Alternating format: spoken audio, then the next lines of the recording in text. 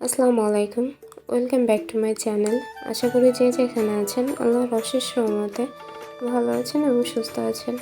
আমিও ইনশাআল্লাহ আপনাদের দোয়ায় এবং আল্লাহর অশেষ রহমতে আলহামদুলিল্লাহ অনেক ভালো আছি। তো প্রতিদিনের মতো নতুন আরও একটা রেসিপি নিয়ে আপনাদের মাঝে হাজির হলাম। আর আজকের রেসিপিটা অনেক অনেক বেশি মজার আর একদমই একটা ভিন্ন রকমের রেসিপি। তো এখানে দেখতে পাচ্ছেন আমি কিছু বিল মাছ নিয়েছি। আর আমরা সাধারণত বিল থেকে যে মাছগুলো ধরে বাজারে বিক্রি করতে আনা হয় সেগুলোকে বিল মাছ বলে থাকি। আর এর ভিতরে নানা ধরনের মাছ মেশানো থাকে। তো সেই বিল মাছগুলো দিয়েই মূলত আজকে আমি আমার একটা রেসিপি আপনাদের সাথে শেয়ার করব। তো ফার্স্টে আমি কিছু বিল মাছের সাথে নিয়ে নিলাম এখানে প্রায় 1 কাপ পরিমাণে পেঁয়াজ কুচি। তারপরে নিলাম 1 টেবিল চামচ পরিমাণে রসুন বাটা। তারপরে নিলাম হাফ কাপ পরিমাণে নারকেল। আর নারকেলটা হচ্ছে অপশনাল, আপনারা চাইলে এটাকে স্কিপও করতে পারেন। তারপরে নিয়ে নিলাম স্বাদ মতো কিছু কাঁচা মরিচ।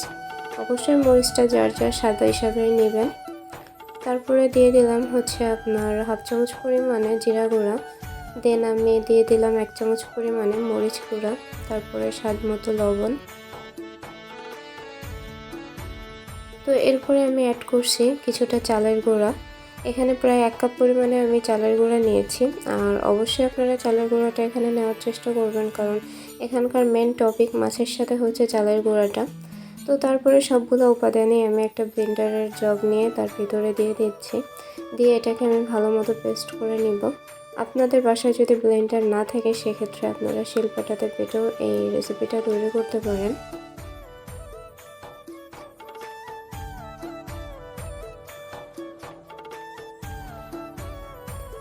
তো ব্লেন্ডার করার পরে আমি যে পেস্টটা হয়েছে সেটা আমি প্লেটের উপরে নিয়ে নিচ্ছি। আর পেস্টটা কতটা আঠালো হয়েছে সেটা আপনারা দেখেই বুঝতে পারছেন। তো আপনাদের ক্ষেত্রে যদি পেস্টটা আঠালো না হয় তাহলে আপনারা পেস্ট করার পরে তার ভিতরে আরও কিছুটা পরিমাণ চালের গুঁড়ো অ্যাড করে নিতে পারেন। তো তারপরে আমি হচ্ছে হাতে কিছুটা পরিমাণে তেল মেখে আমি পেস্টটাকে ভালো মতো একটা শেপ দিচ্ছি। আর আপনারা চাইলে এটাতে তেল না মেখেও হচ্ছে শেপটা দিতে পারেন, শুধুমাত্র আঙ্গুলের সাহায্যে চেপে চেপে। তো সেক্ষেত্রে আসলে ফিনিশিংটা ভালো আসে না, এজন্য আমি ভালো ফিনিশিং আনার জন্য মূলত হাতে তেলটা দিয়েছি। আর যেহেতু এটা মাছ একটু আঠালো জিনিস, তো হাতে লেগে থাকার সম্ভাবনাটা একটু বেশি থাকে। তো তেলটা যদি আপনারা ব্যবহার করেন সেক্ষেত্রে আপনাদের শেপটা দিতে আরও বেশি সুবিধা হবে। তো যাই হোক, আমার সবগুলো পেস্ট দিয়ে প্রায় 10টা থেকে 11টার মতো তৈরি হয়ে গেছিলো। তো আমি সবগুলো এক এক করে তৈরি করে নিচ্ছি। এখন আমি চুলাতে চলে আসছি, এসে এখানে আমি তেল দিয়ে দিয়েছি। তেল দিয়ে তেলটাকে গরম হওয়ার জন্য অপেক্ষা করছিলাম। তো এর ভিতরে আমি একটা দিয়ে একটু চেক করে নিলাম যে আসলে তেলটা গরম হয়েছে কিনা। তো তেলটা পুরোপুরি গরম হয়ে গেলে এক এক করে আমি এর ভিতরে মাছের যে বড়াগুলো করছিলাম সেগুলোই দিয়ে দিচ্ছি। আর এটাকে বড়াও বলা যায়, কাবাবও বলা যায়, আবার কোপ্তাও বলা যায়, আবার টিকিয়াও বলা যায়। আসলে এক একজন এক এক নামে ডাকে।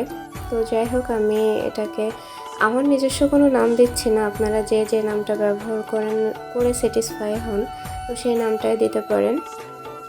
তো যাই হোক, মাছটা একটা সাইড কিছুটা কালার হয়ে আসলে আমি এটা উল্টিয়ে দিলাম।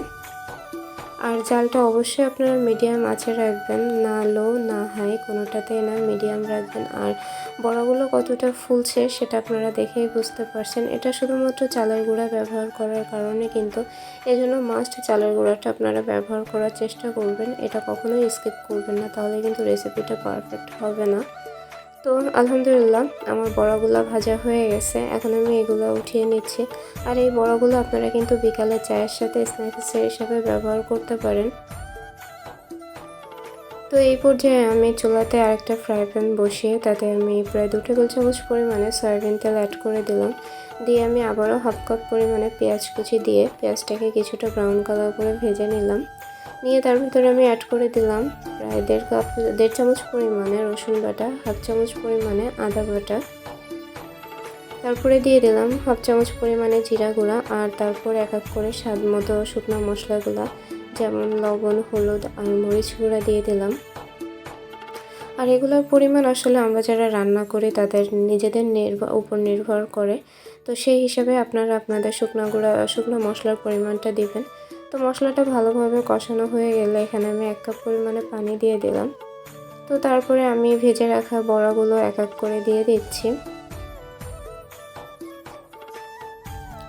এখন এটা আমি ঢাকনা দিয়ে 5 থেকে 10 মিনিট ঢেকে একদমই মিডিয়াম আঁচে রান্না করে নেব। তো 5 থেকে 10 মিনিট পর ফিরে আসছি। এই পর্যায়ে আমি এর ভিতরে অ্যাড করে দিচ্ছি হাফ চা চামচ পরিমাণে চিনি। আর চিনিটা অবশ্যই দিবেন, আপনারা কোনোভাবে চিনিটা স্কিপ করবেন না, তাহলে স্বাদটা কিন্তু মিস করবেন। তো যাই হোক, আমার রান্নাটা কিন্তু মাশাআল্লাহ হয়ে আসছে। আর কতটা কালারফুল হয়েছে সেটা আপনারা দেখেই বুঝতে পারছেন। তো আশা করি যতটা কালারফুল হয়েছে খেতেও ততটাই ইয়াম্মি হবে। তো এখন আমি এটা পরিবেশনের জন্য নামিয়ে নেব।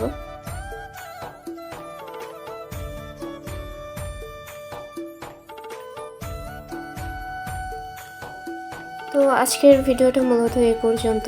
ইনশাল্লাহ দেখা হবে আবার নতুন কোনো ভিডিওতে। আর আমার এই রেসিপিটা আপনাদের কাছে কেমন লাগছে কমেন্ট বক্সে জানাতে একদমই ভুলবেন না। আর আশা করি আপনাদের এই রেসিপিটা ভালো লাগবে। আর মেহমানদারিতে পোলাওয়ের সাথেও কিন্তু আপনারা এই রেসিপিটা ট্রাই করতে পারেন, একদমই একটা ভিন্ন মাত্রা যোগ করবে আপনাদের মেহমানদারিতে। তো ইনশাল্লাহ দেখা হবে আবার নতুন কোনো ভিডিওতে। ততদিন পর্যন্ত সবাই ভালো থাকবেন, সুস্থ থাকবেন এবং আমাদের জন্য দোয়া করবেন।